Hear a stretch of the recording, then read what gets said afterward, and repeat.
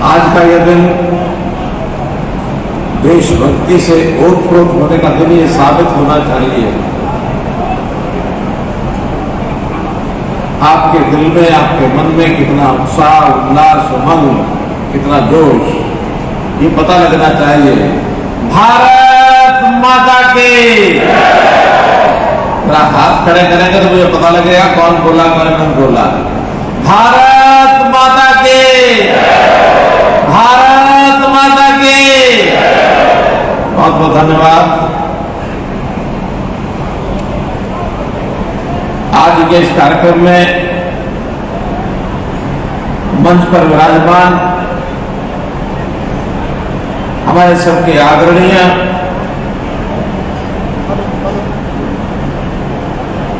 पंचनल स्मारक ट्रस्ट के हमारे सर्वे सर्वा प्रोधा, हमारे मार्गदर्शक, हमारे संरक्षक, राष्ट्रीय अध्यक्ष जो भी रहे, महामंडलेश्वर स्वामी धर्मदेव जी महाराज,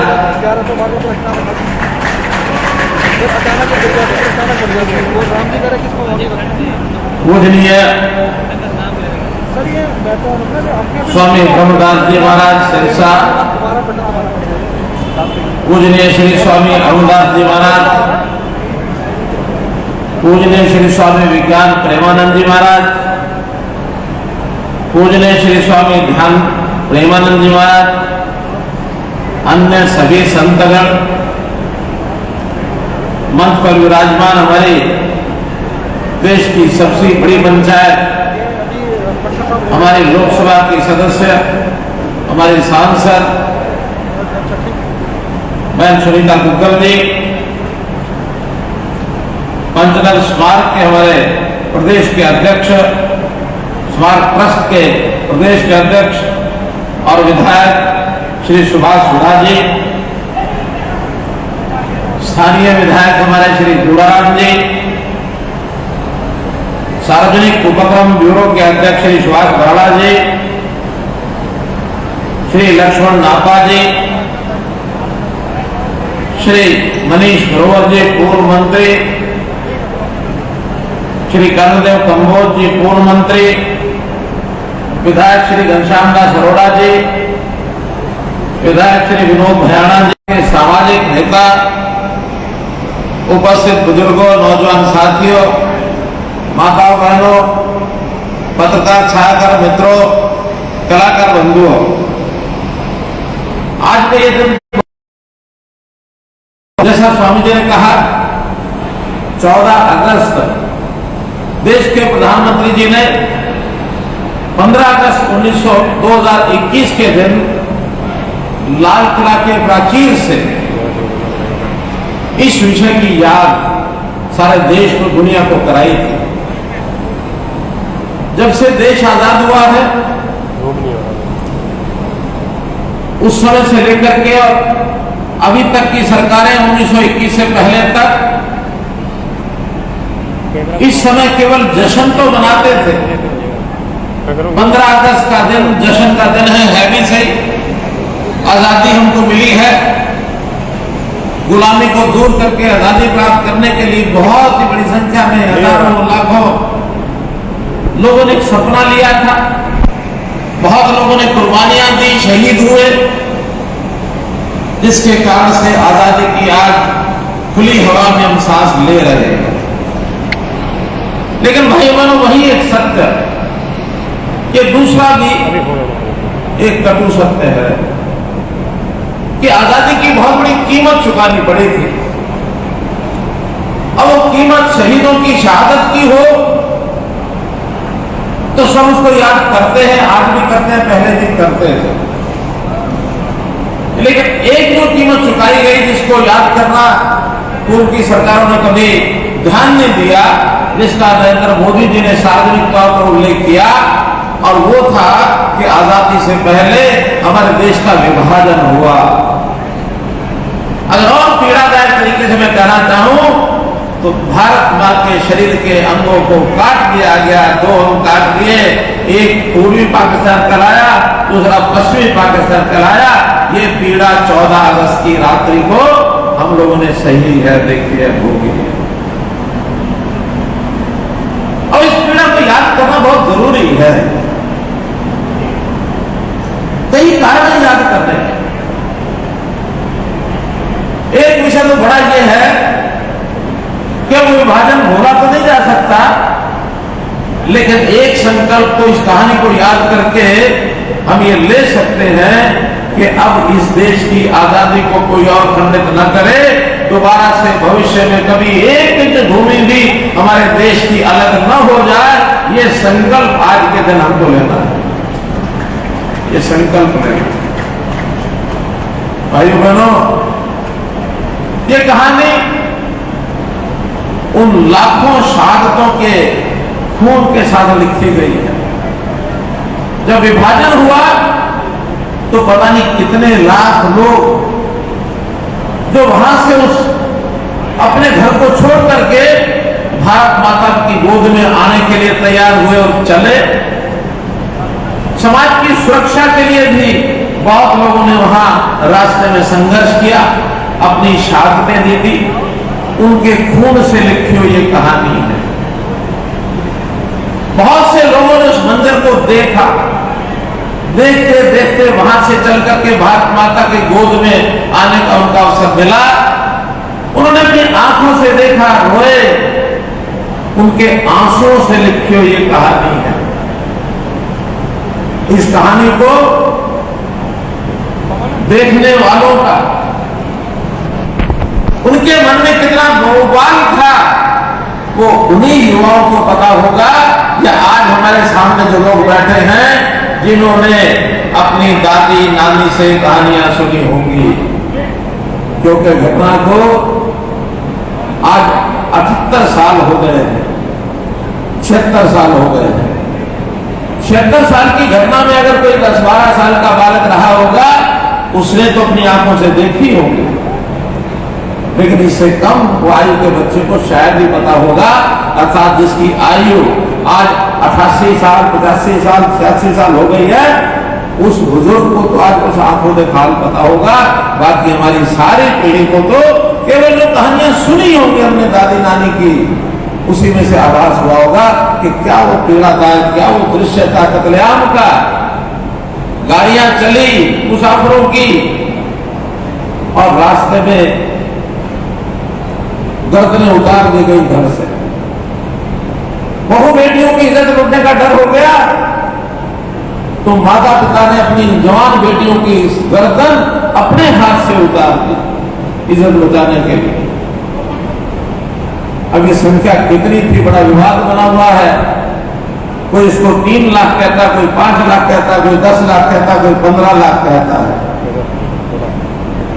इतने लाखों लोगों की शहादत के बाद हम जो लोग आज यहां बैठे हैं, उसी बदौलत, उसी कीमत को चुका करके यहां बैठे हैं। आज हमारा फर्ज है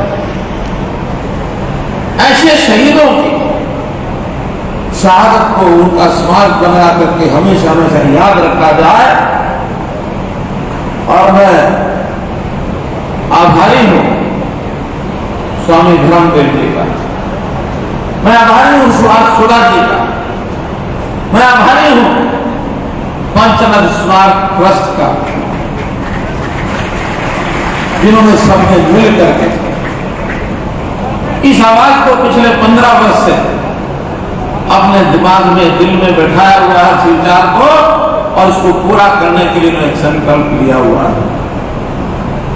अब ये संकल्प मैं निश्चित रूप से कह सकता हूं कि वो जरूर पूरा होगा, जरूर पूरा होगा, बीच में नहीं रहेगा। और प्रधानमंत्री जी ने जो बात लाल किला से 15 अगस्त 2021 को बोली थी, उसको मैं दोहरा रहा हूं। उसको पूरा करने के लिए भी आवश्यक है। विभाजन की पीड़ा को कोई भुलाया नहीं जा सकता। वैसी नफरत और हिंसा के कारण हमारी लाखों बहनें और भाई दर-बदर हो गए और तमाम लोगों को अपनी जान से हाथ धोना पड़ा। ऐसे शहीदों की याद में विभाजन विदेश का शहीद दिवस 14 अगस्त को याद किया जाए और उनकी यादगार में स्मारक बनाए जाए जगह जगह। इस प्रकार के विचार उन्होंने दिए। हम इस विचार को पूरा करने के लिए भाइयों बहनों, ये जो ऐतिहासिक घटना, ये कोई सामान्य घटना नहीं थी, कोई सामान्य दुर्घटना भी नहीं थी। सड़क पर चलते हुए एक्सीडेंट हो गया, 2-4 लोगों की मृत्यु हो गई, परिवार के लोग कुछ साल याद रखते हैं, लेकिन उस पीड़ा को कुछ ना समय बाद भूलना पड़ता है। लेकिन ये जो घटना हुई, ऐतिहासिक घटना, इतिहास भरा पड़ा हमारी घटनाओं का। आज आखिर महाभारत क्या था? महाभारत भी एक ऐसी ऐतिहासिक घटना थी जिस घटना में लाखों जाने गई थी, और उस घटना के नायक जिन्होंने युद्ध करवाया था, मृत्यु तो उसमें बहुत हुई थी, उस नायक को हमने भगवान का दर्जा दिया। क्यों? एक संदेश के लिए। वो संदेश ये था, न्याय और अन्याय की लड़ाई में न्याय की विजय होनी चाहिए, सच्चाई की विजय होनी चाहिए, अन्याय परास्त होना चाहिए, झूठ की हार होनी चाहिए। ये एक सिद्धांत कायम करने के लिए महाभारत में लाखों लोग युद्ध में मारे गए थे। महाभारत के युद्ध को आज भी हम याद करते हैं। रामलीला, रावण और राम के युद्ध को कितने हजारों साल पुरानी घटनाएं आज भी याद करते हैं। तो ये सारी घटनाएं संदेश देने के लिए होती है मित्र भाई बहनों। तो इस संदेश को देने के लिए हम लोग हमेशा उस पीड़ा को याद करते हुए, और इसका हर वर्ष एक कार्यक्रम ये करेंगे। मेरे मन में पीड़ा इसलिए भी है जो हमारे स्वामी जी ने बताई। मेरा परिवार 1900 परिवारों में था जो वहां से चल करके आए अगस्त के महीने में। क्या क्या मंजर रास्ते में देखा, और केवल शरीर पर 3 कपड़े, बाकी कुछ नहीं, और आकर के अपने जीवन बसर के लिए रोहतक जिले का निर्नाड़ा गांव है, वहां आकर के बसे। सबसे पहले वहां पर मजदूरी की, वो बताते थे स्कूल की बिल्डिंग बन रही थी, वहां मजदूरी करके उसकी दीवार की चिनाई के लिए जीवन प्रारंभ किया। 1 महीने की मजदूरी के बाद कुछ पैसा इकट्ठा करके हमारे दादाजी पिताजी ने, और पास में कस्बा है महम, वहां से जाकर के कुछ प्याज खरीद के लाए, और गांव में छोटी सी दुकान, पहले फेरी लगाई, फिर दुकान बनाई। उस दुकान पर प्याज, आलू, सब्जी, बाद में किराना, कपड़ा सब कुछ रख करके, मैं छोटा था जब मेरी आयु 6 साल की बात थी 1960 में, उस समय मैंने वो दुकान देखी हमारे दादाजी जो करते थे। अब उसके बाद के आगे संघर्ष परिवार ने किया, बहुत आगे बढ़े, पढ़ाई हो गई, भाई अपने अपनी जगह चले गए, हमारे दादाजी अपने अपने परिवारों को पालने के बाद ठीक ठाक स्थान पर पहुंचे। आपके सबके आशीर्वाद से मुझ जैसे व्यक्ति को आज हरियाणा में ये स्थान मिला। कोई सोच नहीं सकता था कि इस प्रकार का स्थान समाज में से निकला होकर आदमी जाकर के देश के, समाज यानी प्रदेश के लोगों की सेवा करने का अवसर प्राप्त होगा, हमको मिला। अब इसमें बहुत बड़ी बात जो स्वामी जी इंगित कर रहे थे, प्रदेश में 2 करोड़ 80 लाख की आबादी है, 70 लाख परिवार है। देश के शासनकर्ता का एक धर्म होता है, वो धर्म है अपने पूरे प्रदेश की जनता को अपना परिवार माने, अपने पूरे प्रदेश को परिवार माने।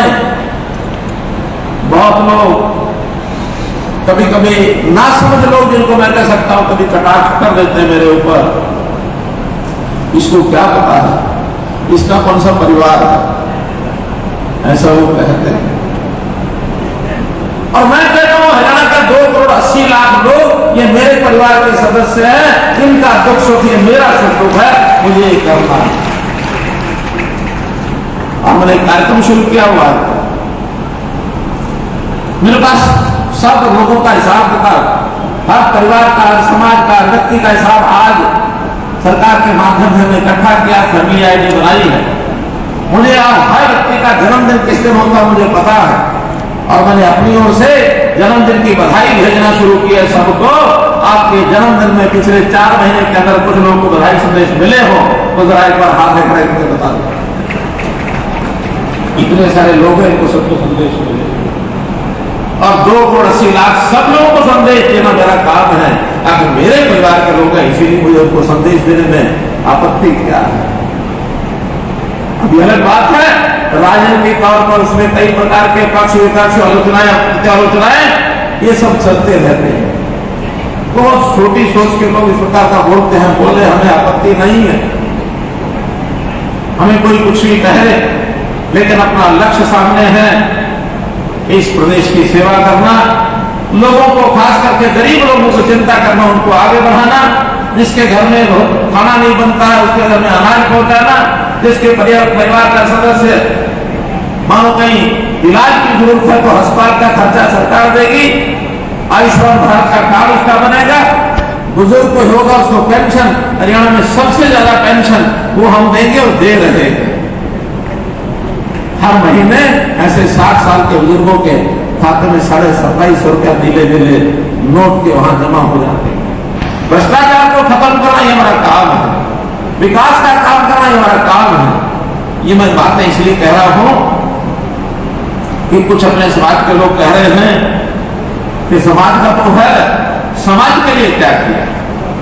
मेरा कहना समाज के लिए जितने उसके गर्व और गौरव के अनुभव की बातें हैं सब में शामिल होंगे, लेकिन पूरा समाज एक है, भेदभाव न किया जाए, ये भी विचार आप लोगों के दिया गया मेरे मन में है कि भेदभाव से अब काम नहीं चलते। हम अपने आप को पंजाबी संस्कृति के पोषक मानते हैं, उस संस्कृति को हमको पोषक करना, उसको स्थायी रूप से उसके लिए काम करना, उस संस्कृति में जो अच्छे पहलुओं को आगे बढ़ाना चाहिए, सब बढ़ाएंगे, मैं उसमें सहयोगी बनूंगा। लेकिन मित्रों, हम जिस माटी में रहते हैं, जिस देश में, प्रदेश में, गांव में, शहर में, वार्ड में जहां रहते हैं, वहां जो सारा समाज है उस समाज के साथ हमको मिल करके रहना है, हमारा भाईचारा बना के रहना है। ये भी इसी का एक संदेश है। मैंने अपने चुनाव में पहला चुनाव हुआ था, उसमें घोषणा की थी हरियाणा एक, हरियाणवी एक। मैंने कभी ये नहीं कहा था कि यहाँ केवल पंजाबी एक हो जाओ, बाकी नहीं। हम सब जहां पंजाबी संस्कृति के पोषक हैं, वहां प्रदेश के नाते हम हरियाणवी हैं, ये विचार मन में बैठा के हमको चलना पड़ेगा। आज ये जो वस्तु स्थिति है, इस वस्तु स्थिति में सारे समाज के साथ मिलकर चले, और हाँ, जहां कहीं हमारे पास वो गुण है, 4 बातें भगवान ने बहुत कृपा से हमें मिली है, उसके कारण से सारे समाज की अगुवाई करें। और इसमें समाज के बहुत लोग, हमारे जो पुरुषार्थी समाज है, इसको श्रेय देता है, इसको श्रेय देता है, क्योंकि बहुत लोगों ने जो लोगों को बताया काम, आप लोगों ने सिखाया काम, उसके ऊपर आगे बढ़े, व्यापार में आगे बढ़े, उद्योग में आगे बढ़े, निवेशक बने। बहुत अच्छे समाज की हमारी स्थिति, भले ही 47 में घर परिवार छोड़ करके बिना सामान के आए थे, लेकिन काम करने की जो प्रेरणा थी, स्वाभिमान था, उसके कारण से जो यह चर्चा उस समय चली थी कि इस समाज को बेचारा समाज है और वहां से सब छोड़ के आया है, दया भाव लोगों ने दिखाया और ये भी कहा कि ठीक है, इस समाज को आरक्षण दे दिया जाए। मैं समाज के उस समय के आगे नेताओं का बहुत सम्मान से उनकी इस बात की प्रशंसा करता हूं कि समाज के लोगों ने कहा कि नहीं, हमको आरक्षण नहीं लेना है। ये अपने ही समाज के लोगों ने कहा। अगर कहीं उस समाज आरक्षण के घेर में पड़ जाते तो जो प्रगति समाज के लोगों ने अपने पैरों पर खड़े होकर के मेहनत करके की है, शायद वो ना कर पाते, क्योंकि स्वार्थ जाग जाता है। हमको स्वार्थ की बजाय परमार्थ की भावना से, हमको अपनी मेहनत से, परिश्रम से, अपनी विद्या से, अपने संस्कारों से, अपने हुनर के विकास से आगे बढ़ना है। उसके लिए सब लोग लगे हैं और आगे बढ़ते रहें, ऐसे मेरा मानना है। आज के दिन मैं इतना ही कहूंगा कि जो देशभक्ति का वातावरण बनाने के लिए हमारे प्रधानमंत्री जी ने भी कहा है कि 14 अगस्त ये विभाजन विजेता दिवस मनाया जाए और 15 अगस्त की याद में स्वतंत्रता दिवस के नाते देश भर में तिरंगा यात्राएं निकाली मेरा देश मेरी माटी, इस अभियान को चलाया जाए। सब मिलाकर के देशभक्ति, मेरा धर्म देशभक्ति है, मेरा कर्म देशभक्ति है, मेरा मर्म देशभक्ति है। देशभक्ति है तो सब कुछ है, देश है तो सब है, देश नहीं है तो कुछ नहीं है। इस भावना से चलेंगे तो गारंटी से कह सकते हैं कि आगे इस देश पर गुजारा नहीं सकता। जहां तक समाज की बात है, जहां तक शहीदी धाम कुरुक्षेत्र पीपी में बनाने की बात है, स्वामी जी ने मुझे एक नक्शा दिखाया है। हमने भी कहा कि इस नक्शे के हिसाब से 5 एकड़ पर अभी योजना बनी है, एक अच्छा भव्य समाज बनना चाहिए। उसमें तीर्थियों के रहने के लिए स्थान है, उसमें बड़ा स्मारक भी है, उसमें ध्यान प्रार्थना भी है, उसमें विद्यालय भी है, उसमें गौशाला भी है, उसमें अन्य प्रकार की सेवा के प्रकल्प भी बहुत होंगे। सारी कहानी भी विभाजन के समय की पूरी वहां पर प्रस्तुत की जाएगी। लाइट एंड साउंड शो वहां होंगे, देश और दुनिया के लोग वहां करके देखेंगे तो विभाजन की वास्तव को पता लगेगी। अभी तो इन्होंने मोटा मोटा मुझे बताया कि लगभग 45 और 48 करोड़ रुपए के बीच का वो खर्च है। मैंने स्वामी जी को कहा कि जितना समाज बैठा है उस समाज में आप सब भी शामिल हैं, हमारे सभी विधायक मेयर सब शामिल हैं, मनोहर लाल भी उसमें शामिल है। किसी प्रकार की चिंता मत करना, समाज के द्वारा ये काम करवाने का काम मेरा दायित्व मैं करा करके दूंगा। मैं इसमें बात स्पष्ट करना चाहता हूं, जैसे पहले हमने कहा कि सरकार पर निर्भर होकर के चलने से एक आलस्य आता है, एक व्यक्ति के मन में थोड़ा कहीं ना कहीं स्वार्थ जाग जाता है। समाज में बहुत ऐसे लोग हैं, मुझे याद है धर्मपाल महाशय जी कोविड के अंदर अचानक एक दिन का फोन आया कि मनोहर लाल जी, तुरंत मामा जी कहता था, क्यों बुलाते थे वो, मेरे मामे बुलाते हैं। बहुत आनंद से वो कहते थे भांजे चिंता मत करना, कोई जरूरत हो तो बताना। मैंने कहा नहीं सरकार इसमें बहुत अच्छे तरीके से मोदी जी लगे हैं, खुद कर रहे हैं। अच्छा ठीक है, थोड़ा सा मैं सहायता के लिए छोटा मंच भेज रहा हूँ, ले लेना। अगले दिन मुझे पता लगा कि उन्होंने 1 करोड़ रुपए सरकार को भेज दिया। मैंने कहा सामाजिक कामों के लिए, कह लगे मेरा जिंदगी है कि नहीं है, मैं अपने परिवार में बाकी लोग कह के जा रहा हूँ, सामाजिक कामों में कभी कोई आवश्यकता जितनी पड़े उतनी मैं देने के लिए तैयार हूँ। एक धर्मपाल महाशय नहीं है, ऐसे धर्मपाल महाशय अपने समाज के अंदर बहुत है स्वामी। एक इशारा करने की जरूरत है।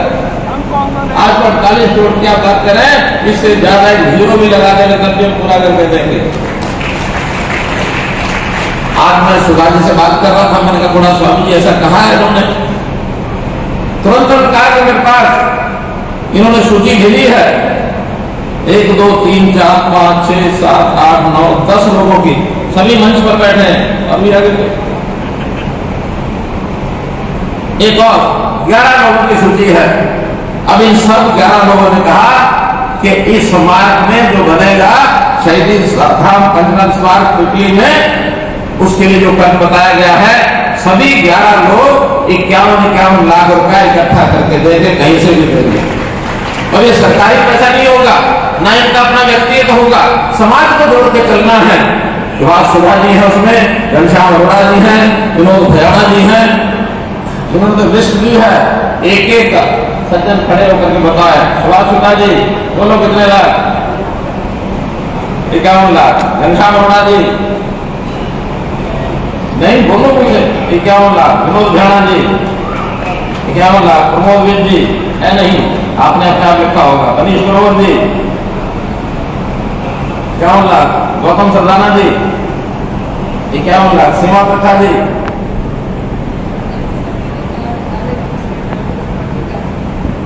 सब में 1-1 लाख आप कर लेंगे और 51 लाख अलग देंगे। क्या बात है, वो कहते इनका भी सहयोग कर दूंगा 1-1 लाख।